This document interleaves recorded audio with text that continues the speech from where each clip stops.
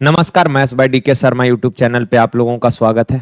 आज हम लोग करेंगे सेट नंबर 455 और जितने भी भाई मेरे वीडियो को देख रहे होंगे सारे लोग वीडियो को लाइक कर लीजिएगा, ठीक है। और इस सेट का पीडीएफ जो है टेलीग्राम चैनल पे मिल जाएगा आपको। टेलीग्राम चैनल का नाम है मैथ्स बाय डीके शर्मा।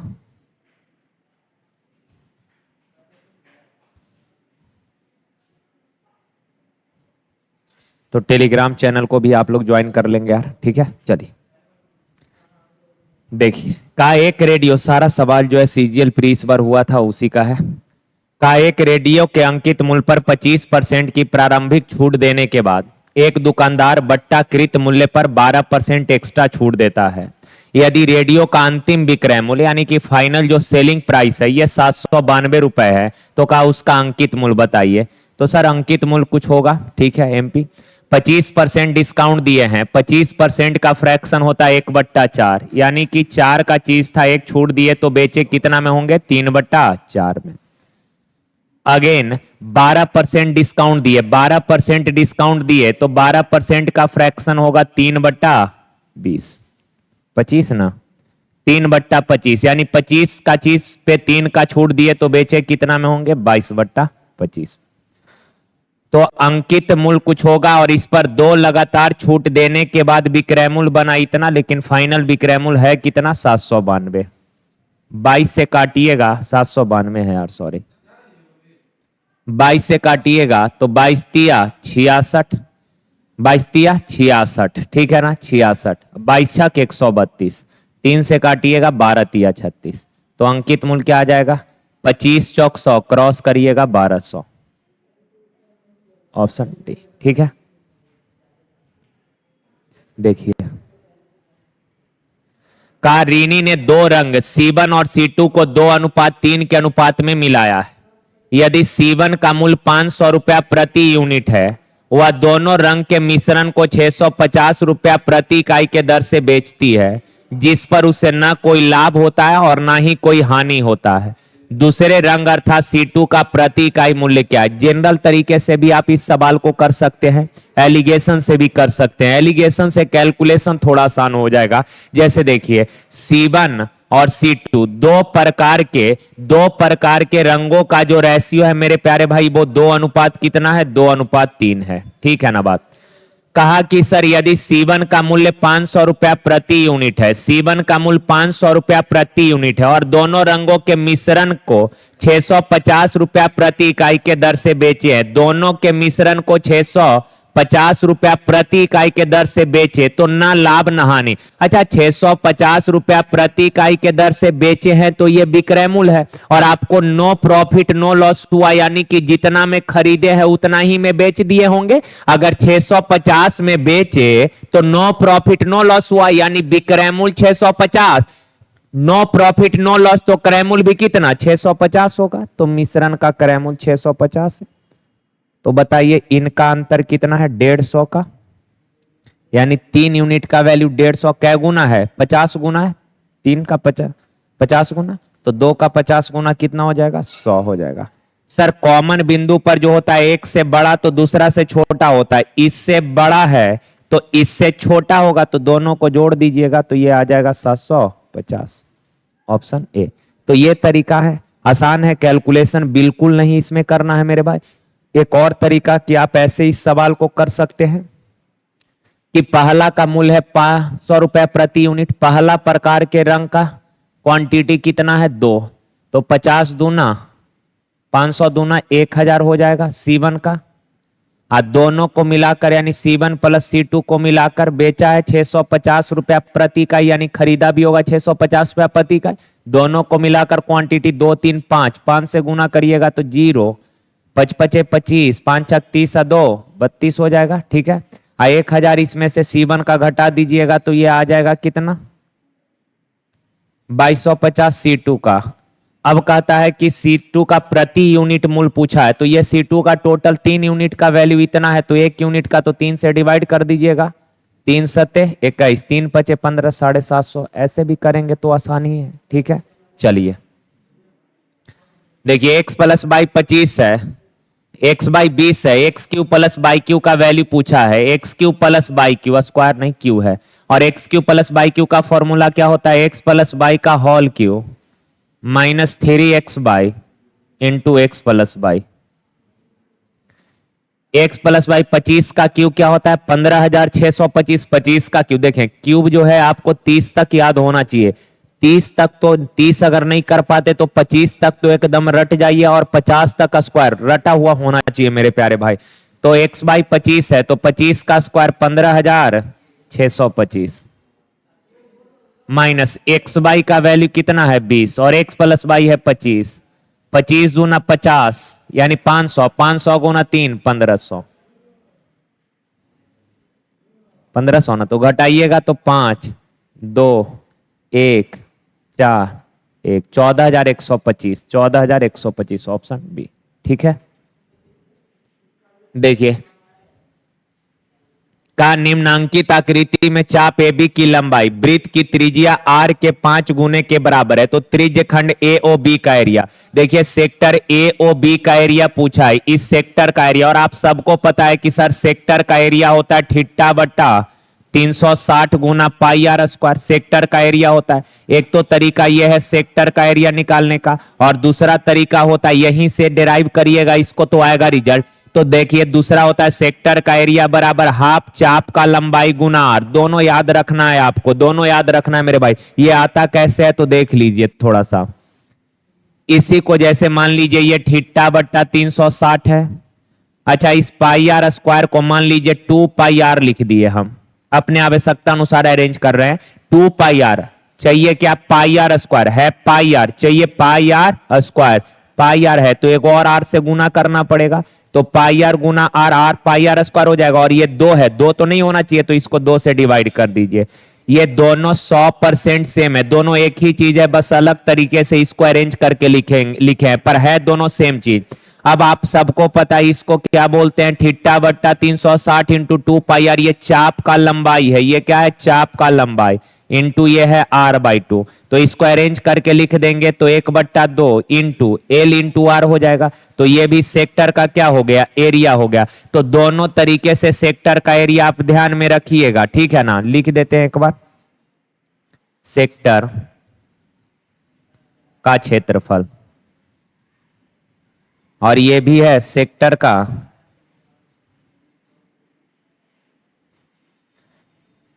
जब एंगल दिया रहेगा तब तो सेक्टर का एरिया ऐसे निकाल लेंगे। कई बार केवल चाप का लंबाई देगा, रेडियस दे देगा, सेक्टर का एरिया निकालने को बोलेगा तो हाफ चाप का लंबाई इंटू आर इससे निकाल लेंगे।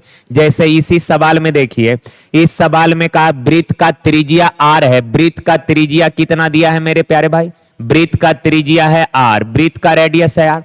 और आगे कहा है कि चाप का लंबाई त्रिज्या का 5 गुना, यानी चाप का लंबाई रेडियस का 5 गुना यानी 5 आर है। तो कहा त्रिज्य खंड का एरिया क्या होगा? त्रिज्य खंड का एरिया हाफ चाप का लंबाई इंटू रेडियस, तो 5 आर स्क्वायर बाई 2 हो जाएगा।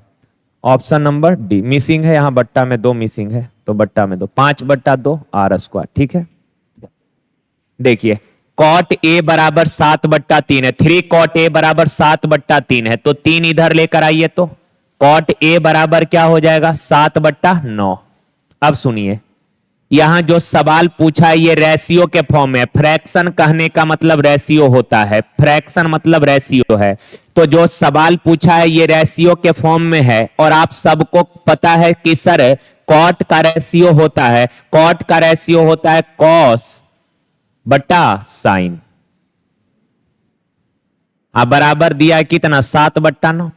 और ध्यान रखिएगा, ऐसा तभी आप ये रेशियो वाला फॉर्म यूज कर सकते हैं जब सवाल पूछा है ये भी अगर रेशियो के फॉर्म में है, तभी ये रेशियो वाला तरीका आप अप्लाई करेंगे। तो यहां कॉस का वैल्यू है 7 यूनिट, साइन का वैल्यू है 9 यूनिट। तो जहां जहां कॉस है वहां 7 है और साइन के जगह 9। कॉस 7 तो 7 गुना 3 21 प्लस साइन है 9 तो 9 दूना 18। एक सेम चीज है नीचे, बस माइनस है। 21 और 18 39, और बट्टा 21 में से 18 गया 3, काट दीजिएगा 13। आसान सही था, ठीक है। देखिए, तो a प्लस बी 90 डिग्री है। साइन ए, देखें यार, साइन ए दिया 3/5, तो ये सपोज राइट एंगल ट्रायंगल है, ए प्लस बी 90 डिग्री है, दोनों कोण को जोड़कर 90 हो रहा है, यानी ये दोनों 90 होगा, ये दोनों का योग 90 होगा, तो ये तीसरा कोण सी होगा जो 90 होगा, तभी ना राइट एंगल में एक कोण 90 होता है। का ए प्लस बी 90 है, यानी कि बाकी जो तीसरा कोण होगा वो एक समकोण यानी अकेले 90 होगा, तो ये 90 है और ए और बी का योग कितना दिया है, 90 दिया है। कोई दिक्कत यहां तक? कोण सी 90 डिग्री, ए और बी का योग दिया 90, बी इसको मत ले लीजिएगा क्योंकि दो कोण को जोड़ने पर 90 है और राइट एंगल में एक कोण अकेले 90 और बाकी दो कोण का योग 90, तो ये ए और ये बी इन दोनों का योग कितना डिग्री दिया है, 90 डिग्री, तो तीसरा कोण तो 90 होगा ही। अब आगे का साइन ए 3/5, और आप सबको यह भी पता है कि राइट एंगल में जो एंगल लीजिएगा उसके सामने वाला लंब होता है, बचा हुआ आधार होता है, यानी ए के लिए ये वाला लंब ये वाला आधार होगा, एंगल बी के लिए तो बी के सामने वाला भुजा ये लंब और ये क्या होगा, आधार होगा। पर यहां पे दिया है साइन ए का मान, साइन ए कितना है, 3/5, साइन होता है p/h, तो साइन ए के लिए लंब ये है 3 और कर्ण है ये 5, तो ये कितना हो जाएगा, ट्रिपलेट 3 5, तो ये कितना, अच्छा। अब सवाल कहा कि tan b बताइए, b यानी ये वाला एंगल tan b, और tan होता है कितना, p/b ना, p/b, तो ध्यान से b पूछा है tan b, तो इसके सामने ये लंब हो जाएगा 4 और आधार कितना 3, तो 4/3, ठीक है। चलिए देखिए का यदि पेट्रोल की कीमत 81% बढ़ जाती है तो पेट्रोल पर होने वाले व्यय को अपरिवर्तित रखने के लिए उपभोक्ता द्वारा पेट्रोल की खपत में कितने प्रतिशत कमी की जानी चाहिए। देखें ना, पेट्रोल का कीमत 81% बढ़ गया, 81 बढ़ गया, ठीक है। अगर कौन से, चूंकि बेसिक सवाल है यार, ये बहुत बार ये सब सवाल अगर आप पेपर में आ रहा है तो आप अगर फिर भी टाइम ले रहे हैं, हाँ कैलकुलेशन में टाइम लग जाए अलग बात है, लेकिन आप ऐसे अगर लिखेंगे कि प्राइस 81% बढ़ गया, यानी कि 100 था 81 बढ़कर हो गया 181। कहा कि व्यय अपरिवर्तित रखना, यानी कि खर्च अपना नहीं बढ़ाना चाहता है, और अगर खर्च कांस्टेंट रखना चाहते हैं तो प्राइस और क्वांटिटी एक दूसरे का इनवर्स होगा, यानी क्वांटिटी का रेशियो हो जाएगा 181/100। तो सवाल कहा कि बताइए खपत में कितना कमी करना चाहिए। खपत पहले था 181, अब खपत हो रहा है 100 लीटर, तो कमी हो गया कितने का, 81 का, कितना पर, 181 पर, परसेंट 100 से गुना। अब ये हो गया 8100, कटेगा तो है नहीं, 8100 181 से डिवाइड कर दीजिए, 4 32 4 3 7, 4 बार में लग जाएगा 4, 4 32 4 3 7 6 8, ठीक है। अब आगे 0 उतर गया, फिर लगेगा 4 बार में ही, चूंकि 5 बार में तो ज्यादा हो जाएगा, 4 बार में ही लगेगा, तो 4 बार 44 पॉइंट, पूरा भाग मत दीजिए, 44 पॉइंट समथिंग कहीं है, यस, ऑप्शन नंबर बी, ठीक है। देखिए तो कहा है एक पेंटिंग को 1498 में बेचने पर इसे 1300 रुपए में बेचने पर हुई हानि से 25% अधिक लाभ होता है। यह बहुत अच्छा सवाल है यार, बहुत अच्छा सवाल है ये। कहा कि सर 1498 रुपए में पेंटिंग को बेचने पर 1300 रुपए में बेचने पर हुई हानि से 25% अधिक लाभ होता है। पहले आप पेंटिंग को बेच रहे थे 1498 में, ठीक है, और अब पेंटिंग को बेच रहे हैं, ये सेकंड विक्रयमूल्य डबल विक्रयमूल्य दिया है, अब बेच रहे हैं 1300 में। तो कहा 1498 के जगह अगर 1300 रुपया में बेचिएगा तो 1300 में बेचने पर जो लॉस हो रहा है इससे 25% अधिक प्रॉफिट होगा, इससे 25% ज्यादा प्रॉफिट 1498 में बेच रहे थे तब होता। यानी फिर से सुनिए, कहा 1498 में बेचने पर जो लाभ होता है ना, 1300 रुपए में बेचने पर होने वाला हानि से 25% ज्यादा है, 25% ज्यादा है, यानी अगर ये 100 है तो ये 25% ज्यादा कितना होगा, 125। अब अगर रेशियो लिखेंगे 25 पचे 125, 25 चौक 100, यानी कि 5:4, 5:4, तो ये 5 और ये कितना 4। अब एक कॉन्सेप्ट आप सबको पता है कि सर जो अंतर विक्रय मूल्य का होता है ना, वही अंतर प्रॉफिट और लॉस का होता है। विक्रय मूल्य का अंतर प्रॉफिट और लॉस के अंतर के बराबर होता है। तो विक्रय मूल्य का अंतर कितना का है? 198 का। विक्रय मूल्य का अंतर कितने का है? 198 का। यहां प्रॉफिट है 5, लॉस है 4, तो अंतर कितना? 2 चिन्ह रहता है तो अंतर जुड़ जाता है। प्रॉफिट लॉस 2 चिन्ह तो जुड़ जाएगा, 5 4 9, तो 9 यूनिट बराबर 198, 1 यूनिट बराबर 22। 1 यूनिट 22 है, तो लॉस या प्रॉफिट कहीं से भी क्रय मूल्य निकाल लीजिए, यहीं से निकाल लेते हैं। 4 यूनिट का वैल्यू 22 चौक 88, तो विक्रय मूल्य में लॉस को जोड़ दीजिएगा तो क्रय मूल्य आ जाएगा कितना? 1388। अब क्रय मूल्य पता कर गए। सवाल कहा कि 25% का लाभ प्राप्त करने के लिए विक्रय मूल्य क्या होगा? तो सर खरीदे हैं 1388 में, 25% लाभ कमाना चाहते हैं तो बेचना पड़ेगा 125 बट्टा 100 पर। 25 बचे 25 चौक 4 तिया 12, 4 चौक 16, 4 सते 28, 5 से करिएगा 5 सते 35, 5 चौक 20, 3 23, 15 2 17, 1735 ऑप्शन है। ठीक है, देखिए का निम्न आकृति में ओ वृत्त का केंद्र है, इसकी दो जीवा ए बी और सी डी एक दूसरे को वृत्त के अंतर बिंदु पी पर प्रतिच्छेद करती है। ए बी बराबर 18, P B 6, C P 4, P D का मान। देखें यार, ये जैसे ए बी बराबर दिया कितना? 18, ये पूरा 18 है, पी बी 6 है, ये वाला 6 दिया है। अगर पूरा 18 है ये 6 तो ये वाला 12 का। सी पी 4 है तो पी डी का मान निकालना x। जब दो जीवा एक दूसरे को, सुनिए गौर से, जब दो जीवा एक दूसरे को अंतर रूप से प्रतिच्छेद करे तो जीवा का, जैसे इस जीवा का इतना गुना इतना यानी कि 12 गुना 6 बराबर इतना गुना इतना यानी x गुना 4 होता। तो 4 से काटिए 3 बार में, तो x बराबर क्या होता? 18 होता। ऑप्शन है। ये 1.1 नहीं है, ये जो लिखा हुआ है ना 1.1, 18 सेंट। ठीक है, चलिए आगे देखिए का कौन सबसे छोटा अनुपात है। सबसे छोटा अनुपात निकालना है तो कुछ नहीं करना है, अंतर से डिवाइड कर दीजिए अंश को। अंश और हर के अंतर से अंश को डिवाइड कर देना है, कई बार बताए हैं। तो अंश और हर का अंतर कितना है? अंश और हर का अंतर 1 है। अंश और हर का अंतर कितना? 1, तो 1 से डिवाइड करिए 5 को तो 5 ही आएगा।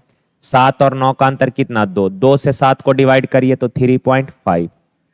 11 और 12 का अंतर 1, 1 से 11 को डिवाइड करिए 11। 13 और 18 का अंतर 5, 5 से 13 को डिवाइड कर दीजिए, 5 दूना 10, 5 छक 30। अब का इनमें सबसे छोटा 2.6 है और 2.6 किसका है? 13/18 का। ऑप्शन बी हो जाएगा। चलिए देखिए 1 किलोमीटर की सीधी दौड़ में पी क्यू को 120 मीटर या 30 सेकंड से हरा देता है। 1 किलोमीटर यानी 1000 मीटर, 1 किलोमीटर यानी 1000 मीटर का एक रेस है जिसमें का पी ने क्यू को 120 मीटर या 30 सेकंड से हराया। अगर डिस्टेंस के रूप में कंसीडर करेंगे तो आप बोलेंगे सर क्यू 120 मीटर से हार गया, और अगर टाइम के रूप में कंसीडर करेंगे तो सर 30 सेकंड से हार गया। क्लियर है ना बात? इसका मतलब जैसे देखिए ये 1000 किलोमीटर, 1 किलोमीटर यानी 1000 मीटर, सॉरी 1 किलोमीटर यानी 1000 मीटर का रेस था, का पी ने क्यू को 120 मीटर से हरा दिया। इसका मतलब क्या हुआ कि पी जो है फाइनल बिंदु पर पहुंच गया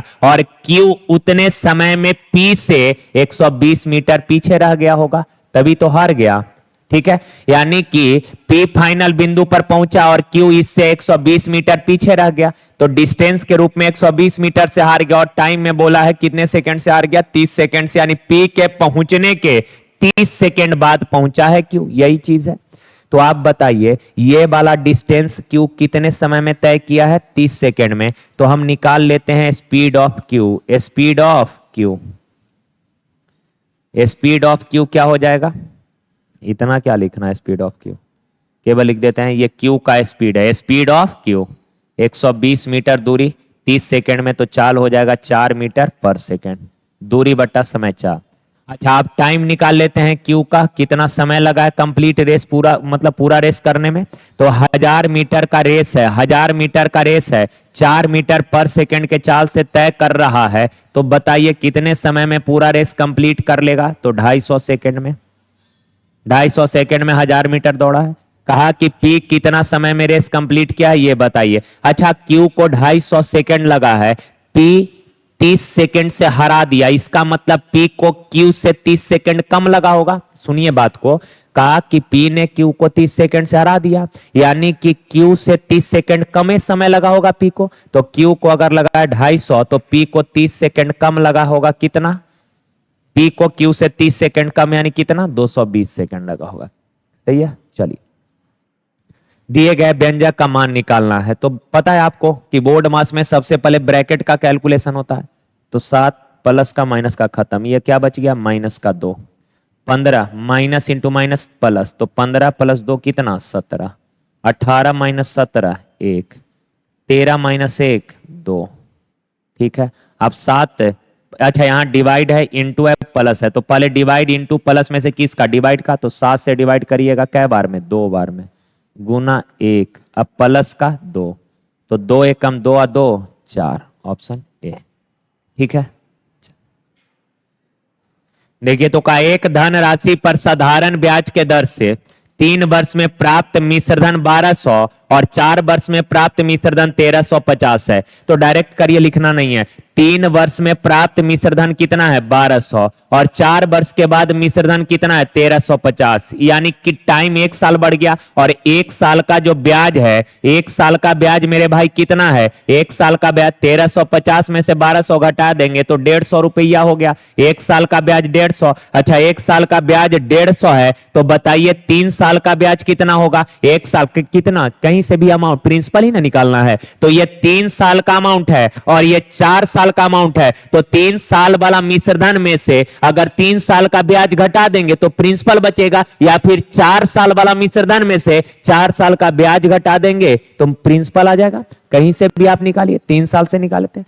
एसआई 3 साल का 15 या 45 450। सर 3 साल बाद मिश्रधन है कितना? 1200, तो 3 साल का ब्याज इसमें से घटा देंगे तो क्या ये प्रिंसिपल नहीं बचेगा? मिश्रधन में से ब्याज घटा दीजिएगा तो 0.5 750, ऑप्शन बी।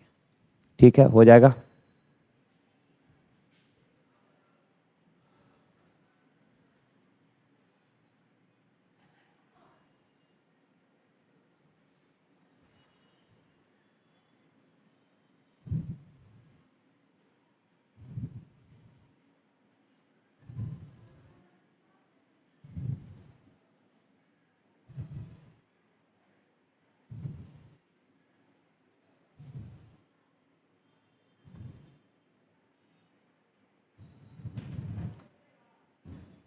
चलिए देखें, सॉरी यार, हेलो, देखिए का एक्स बाई जेड एक कार्य को क्रमशः 5 दिन, यहां पे मिसिंग है 5, 15 दिन और 30 दिन में पूरा कर सकते हैं। का एक्स अगर करेगा तो 5 दिन में कर देगा, बाई करेगा तो 15 दिन में कर देगा, और जेड करेगा तो 30 दिन में। तो सबसे पहले टोटल वर्क बताइए कितना? 30। 5 36, 15 दूना 30, 30 एकम 30। अब आगे बढ़ी।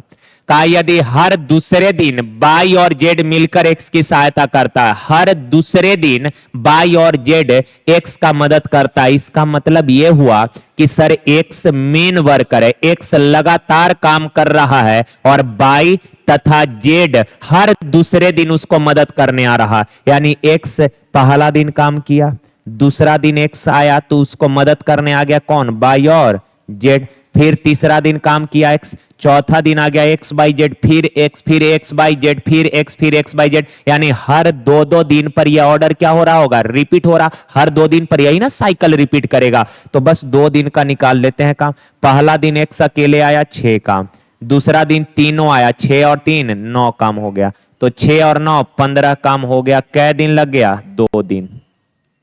टोटल कै गो काम है? 30 काम। तो 15 का कै गुना है? 30। 2 गुना, तो 2 से गुना करेंगे तो 15 दूना 30, तो इधर भी 2 से गुना करिए, 2 दूना 4, यानी 30 काम हो जाएगा कै दिन में? 4 दिन में, ऑप्शन सी।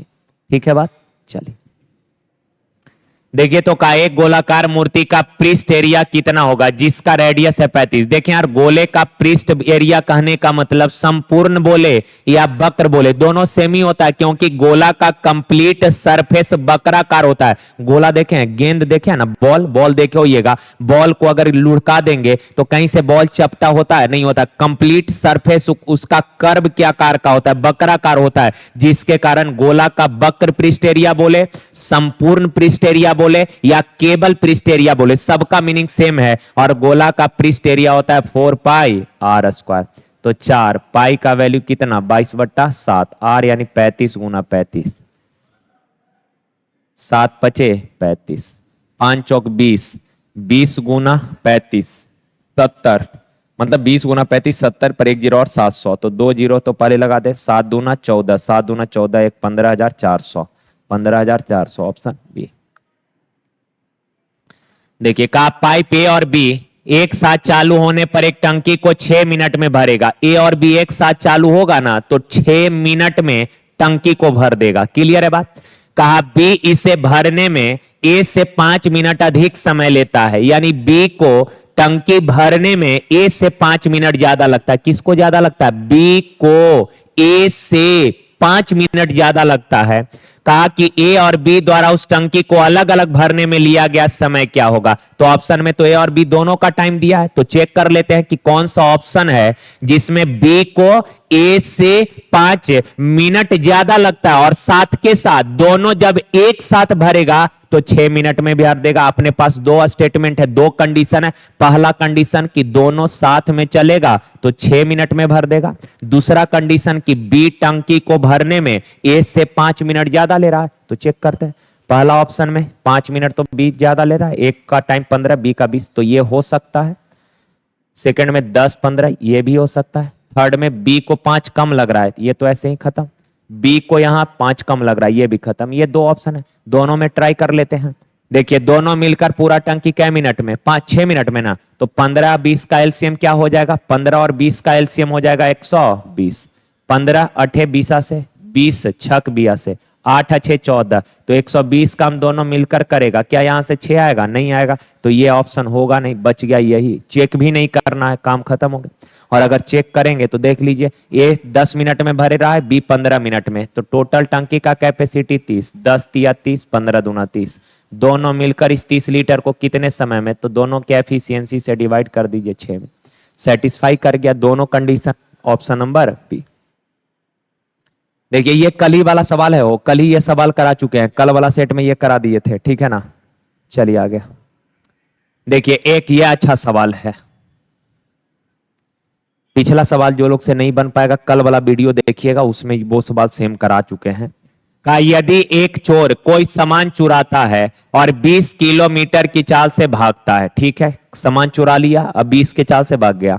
का 6 मिनट बाद एक पुलिसकर्मी अपराध लिख दिया, अपराध स्थल पर पहुंचती है, तुरंत चोर का पीछा करना प्रारंभ करती है।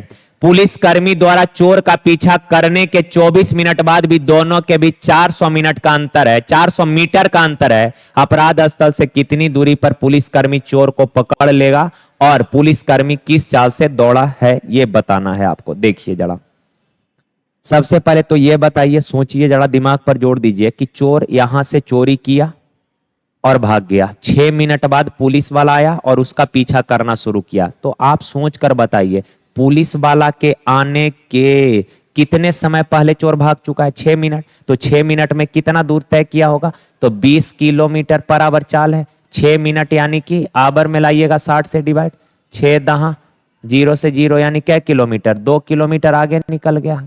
तो आप बताइए, यहां पर है चोरी, यहां से किया है, यहां पे पुलिस वाला आ गया और चोर 6 मिनट पहले ही भाग गया था, तो चोर यहां आ गया, कितना दूरी तय कर लिया, 2 किलोमीटर यानी कि 2000 मीटर बोल सकते हैं, 2000 मीटर, यानी कि 6 मिनट में चोर जो है पुलिस से 2000 मीटर आगे चला गया। पुलिस वाला भी यही है, चोर पुलिस वाला से 2000 मीटर आगे है, तुरंत पुलिस वाला पीछा करना शुरू किया, तो चोरवा बैठा तो रहेगा नहीं, वो भी भागना शुरू किया। चोर भाग रहा है कितना के चाल से, 20 किलोमीटर पर आवर के चाल से चोर भाग रहा है और पुलिस वाला उसका पीछा suppose x kilometre per hour के चाल से कर रहा है, कोई दिक्कत नहीं।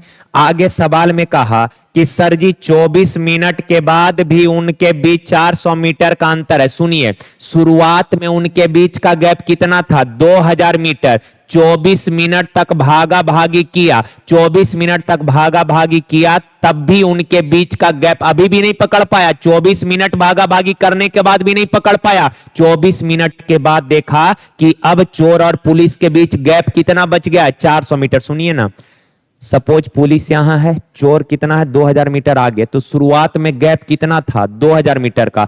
पुलिस वाला पीछा करना शुरू किया, चोर भागना शुरू किया और भागा भागी 24 मिनट तक किया, तो उनके बीच का फासला 400 मीटर बचा है, यानी कि ट्रेवल कर लिया 1600 मीटर 24 मिनट में। तो 24 मिनट में तय कर लिया 1600 मीटर। तो 24 मिनट को आवर में लाइएगा, 60 से डिवाइड, बराबर 1600 मीटर को क्या 1.6 की, चूंकि ये आवर ले रहे हैं तो किलोमीटर लेना पड़ेगा। 1600 मीटर को 1.6 किलोमीटर बोल सकते हैं। 1600 मीटर में 1000 से डिवाइड करेंगे तो किलोमीटर आ जाएगा, तो 1.6। और बट्टा में चाल सेम डायरेक्शन है, चाल घटेगा।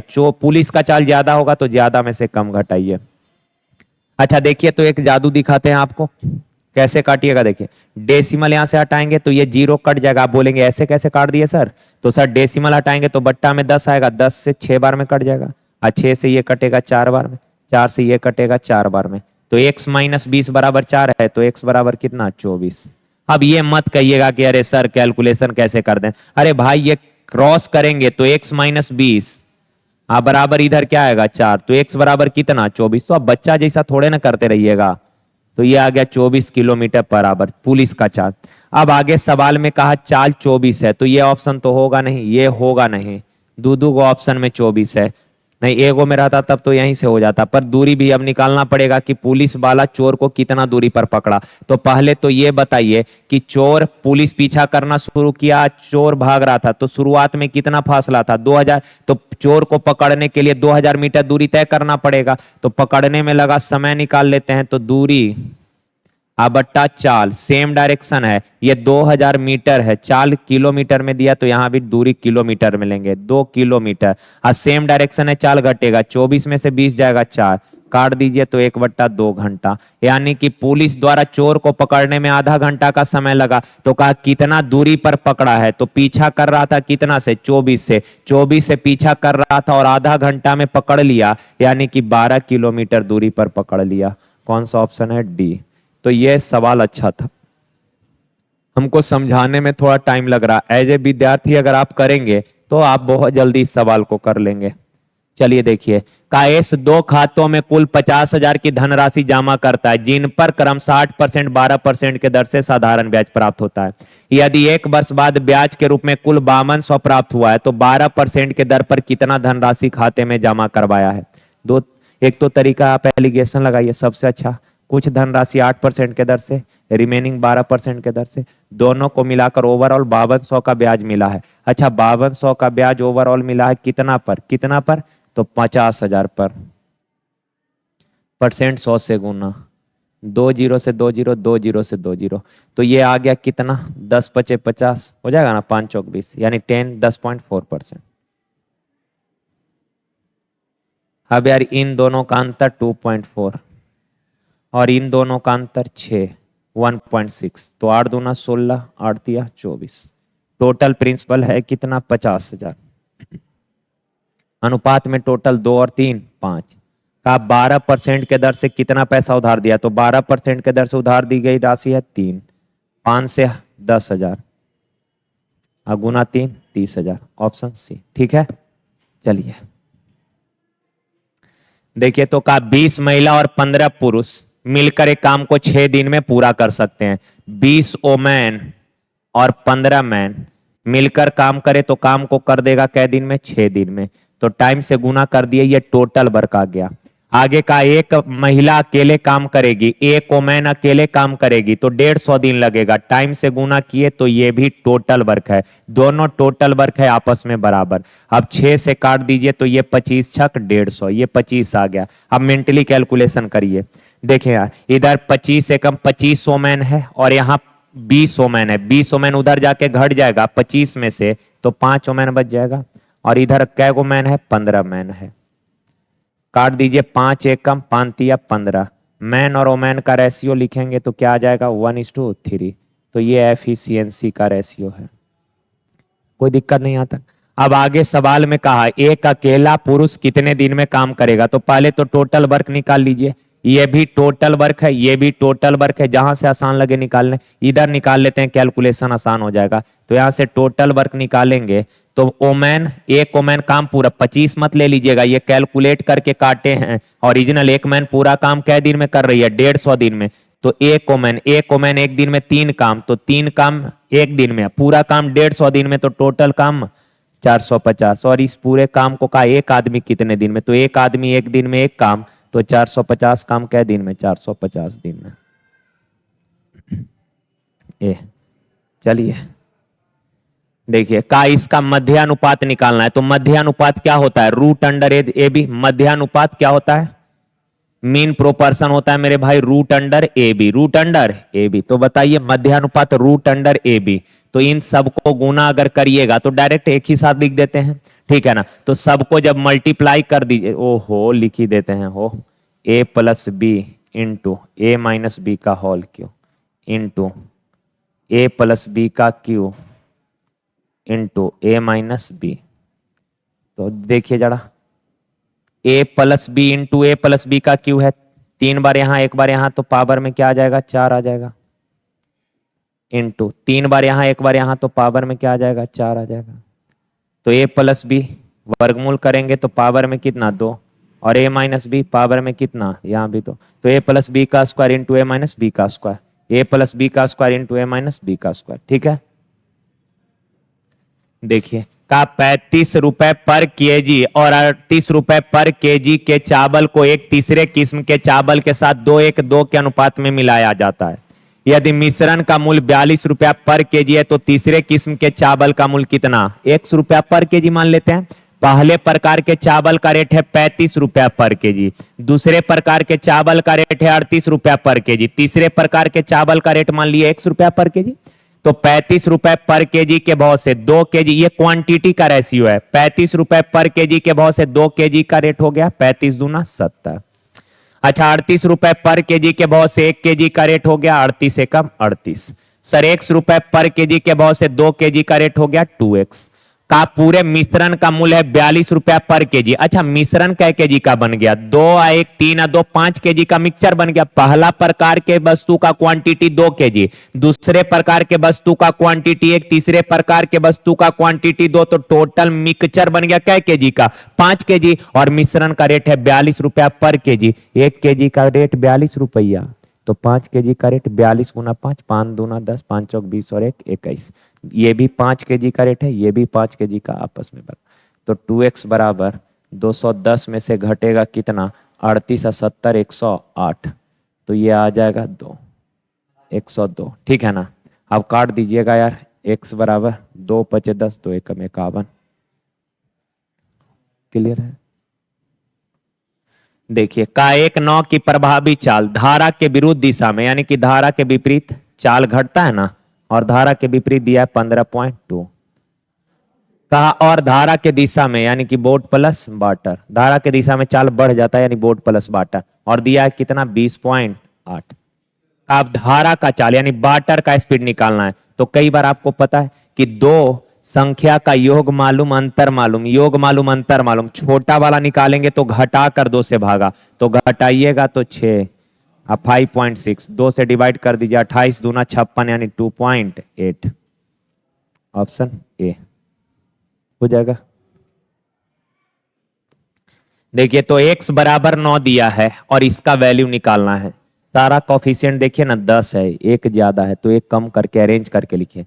x के पावर 5 तो ये है ही, कोई दिक्कत नहीं, माइनस, अच्छा माइनस 10x के पावर 4 को अगर माइनस 9x के पावर 4 माइनस x के पावर 4 लिख दें तो का आप गरमा जाइएगा, हाँ या ना, लिख सकते हैं या नहीं।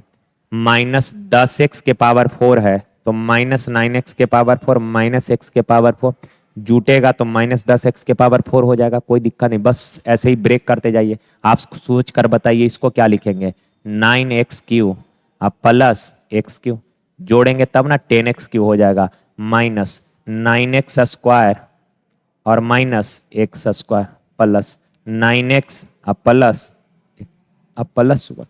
अब देखिए मेरे प्यारे भाई x का वैल्यू कितना 9, तो 9 x के जगह 9 रखेंगे तो 9 के पावर 5। अच्छा यहाँ अच्छा 9x के पावर 4 का मतलब समझ रहे हैं, 9 गुना x का वैल्यू 9 पावर में 4 है तो 9 के पावर 4 आएगा ही 9, तो 9 के पावर क्या हो जाएगा 5, क्योंकि बेस सेम बीच में गुना पावर जुड़ जाता है।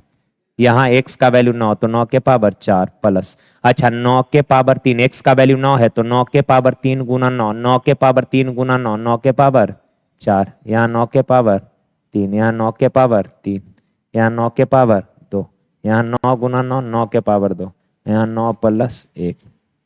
चलिए काटा पिटी मचा दीजिए, plus minus minus plus plus minus minus plus 9 plus 1 10, option D हो जाएगा। देखिए तो कहा 54 किलोमीटर पर आवर के चाल से जा रही एक रेलगाड़ी एक प्लेटफॉर्म को 20 सेकंड में पार करती है। अच्छा 54 के चाल से जा रही रेलगाड़ी 54 किलोमीटर पर आवर कहने का मतलब हो गया मेरे प्यारे भाई 15 किलोमीटर पर आवर को मीटर पर सेकंड में लाएंगे, 5/18 से गुना 18 तिया 5 तिया 15 मीटर पर सेकंड। आप 15 मीटर पर सेकंड के चाल से चल रही एक रेलगाड़ी प्लेटफॉर्म को 20 सेकंड में पार कर गई, तो 15 के चाल से चलकर 20 सेकंड में तय की गई दूरी चाल गुना समय 15 दूना 30 यानी कि 300 मीटर और प्लेटफॉर्म को पार किया, यानी ये जो लंबाई आएगा ये रेलगाड़ी का लंबाई और प्लेटफॉर्म के लंबाई का योग ना आ जाएगा।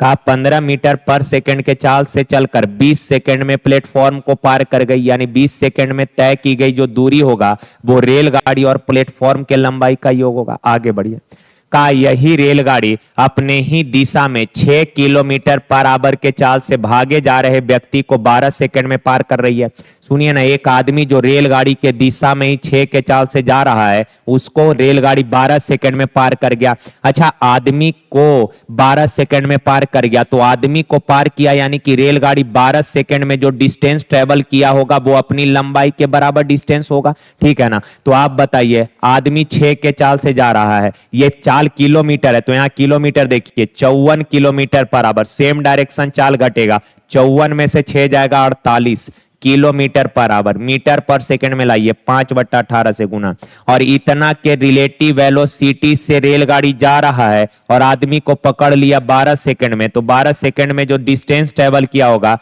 वो रेलगाड़ी का अपना लंबाई होगा। तो सर 6 तिरिक 18, 6 दूना 12, 3 से काटिएगा 16 तिया 48, 16 पचे 80, 80 दूना 160, तो रेलगाड़ी का लंबाई 160, दोनों के लंबाई का योग 300, रेलगाड़ी का लंबाई 160, तो दोनों के लंबाई के योग में से रेलगाड़ी का घटा दीजिएगा तो आ जाएगा प्लेटफॉर्म का लंबाई 140, रेलगाड़ी का 160 हो जाएगा ना।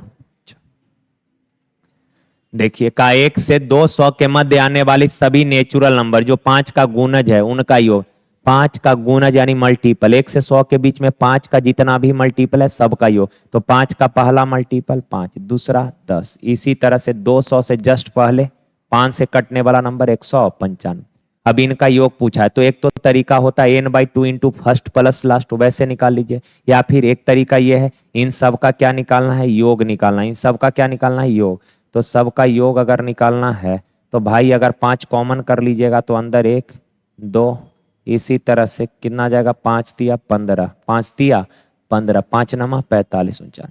अब ए 5 इंटू 1 से लेकर लगातार n तक के नेचुरल नंबर का योग होता है n इंटू n प्लस 1/2, तो n का काम 39 कर रहा है तो 39 इंटू 39 प्लस 1 40/2, 2 से काटिएगा 20 बार में, 20 पचे 100, 3900 हो जाएगा, ठीक है। चलिए देखिए का 3 कक्षाओं में छात्रों की संख्या का अनुपात 2 3 5 है, यदि प्रत्येक क्लास के छात्रों की संख्या में 30 की वृद्धि होती है, प्रत्येक क्लास यानी पहला में भी 30 बच्चा एक्स्ट्रा आ गया, दूसरा में भी 30 बच्चा एक्स्ट्रा, तीसरा में भी 30 बच्चा एक्स्ट्रा आ गया, तो अब रेशियो बदलकर 4 5 7 हो गया, तो वृद्धि के बाद छात्रों की कुल संख्या। अच्छा पहले 2 था, पहला क्लास में पहले 2 4, कितना बढ़ा 2, दूसरा में 3 से 5 2 बढ़ा, 5 से 7 2 बढ़ा, पर एक्चुअल में कितना बढ़ा है 30, अनुपात में कितना बढ़ा है 2, तो 2 यूनिट बराबर 30, 1 यूनिट बराबर 30 बता दो। का वृद्धि के बाद छात्रों का संख्या, ओरिजिनल में रेशियो था 2 3 5, 30 बढ़ने के बाद रेशियो 4 5 7, तो वृद्धि के बाद ये बनाना, तो वृद्धि के बाद टोटल बच्चे कितने हैं 4 और 5 9 और 7 16 का वैल्यू पूछा है, 2 8 16 8 3 24 यानी 240। ठीक है, चलिए। का 6 साल पहले दो व्यक्ति पी और क्यू के आयु का अनुपात 3:2 है। 6 साल पहले पी और क्यू के, 6 साल पहले का ये कहानी है, 6 साल पहले रेशियो है 3:2। कहा कि 4 वर्ष बाद उनकी आयु का रेशियो, 4 साल बाद उनके एज का रेशियो है कितना 8:7।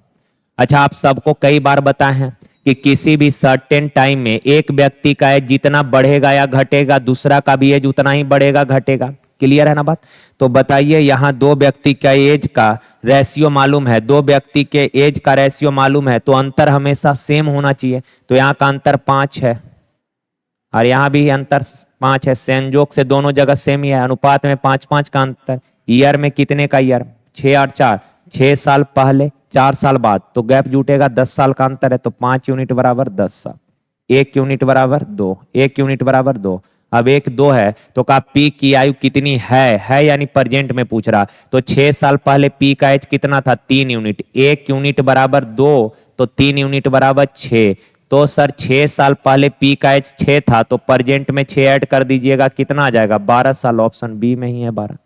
ओके, चलिए देखिए इसका, देखिए यार सबसे पहले तो दोनों साइड के बेस को अगर आप सरसरी निगाहों से देख रहे हैं तो बेस सेम है नहीं, और जब बेस सेम नहीं है तो पावर में रिलेशन एग्जिस्ट होगा नहीं, तो बेस को इक्वल बनाना पड़ेगा। ये है 2/3 के पावर कितना दिया है 3x - 8, और इधर है 3/2, तो उल्टा कर दीजिए, तो 3/2 का उल्टा करेंगे 2/3, और जब बेस को इन्वर्स किए हैं ना तो पावर का साइन चेंज हो जाएगा, और पावर का साइन चेंज कहने का मतलब होता है, साइन चेंज मतलब जो प्लस में है वो हो जाएगा माइनस में, और जो माइनस में है वो हो जाएगा प्लस में। तो ये प्लस में है 2x तो हो जाएगा माइनस का 2x, 7 माइनस में तो हो जाएगा प्लस में। और बचपन से आप लोग पढ़े हैं कि सर अगर बराबर के दोनों साइड का बेस सेम है तो पावर भी सेम हो जाएगा, यानी 3x - 8 बराबर -2x + 7, -2x इधर आके जुड़ जाएगा प्लस हो जाएगा, अब -8 जुटेगा 15, 5 से काट दीजिए 3 बार, x बराबर 3। ठीक है, चलिए लास्ट है यार, ओह बहुत मुश्किल होता है 30 सवाल कराना लाइन से, वो भी 1 घंटा के अंदर लगातार बताना। जनरली अगर 30 सवाल कराएं तो कम से कम 1.5 से 2 घंटा टाइम लगता है, लेकिन 40 पैंता थोड़ा जल्दी कराना पड़ता है। कुछ लोग को दिक्कत होता है कि सर काफ़ी फास्ट करा रहे हैं, कुछ लोग को दिक्कत होता है कि काफ़ी स्लो करा रहे हैं, तो क्या करें आप ही लोग बताइए। 10 मिनट में करा नहीं सकते, 1.5 घंटा में भी नहीं करा सकते, तो हम अपने हिसाब से सही हैं, तो प्लीज ऐसा ज्ञान मत दिया करें। ठीक है, चलिए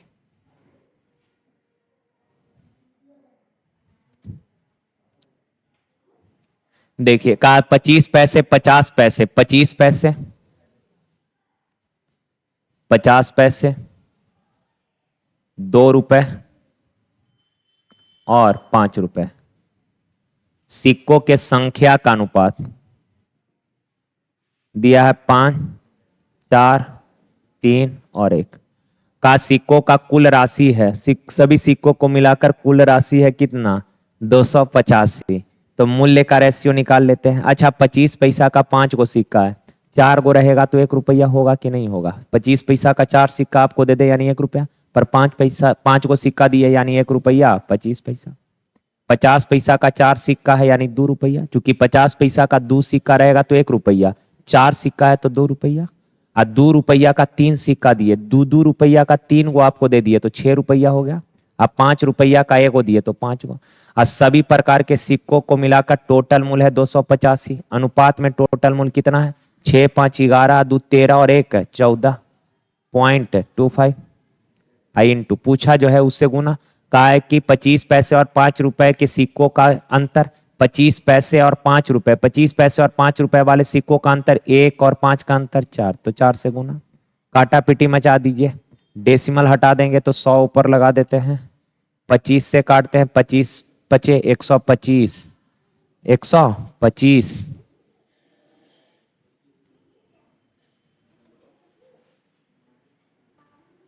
25 सते 175, 25 चौक 100, 57 से काटिएगा 5 बार में, तो 5 चौक 20 चौक 80, ऑप्शन सी हो जाएगा।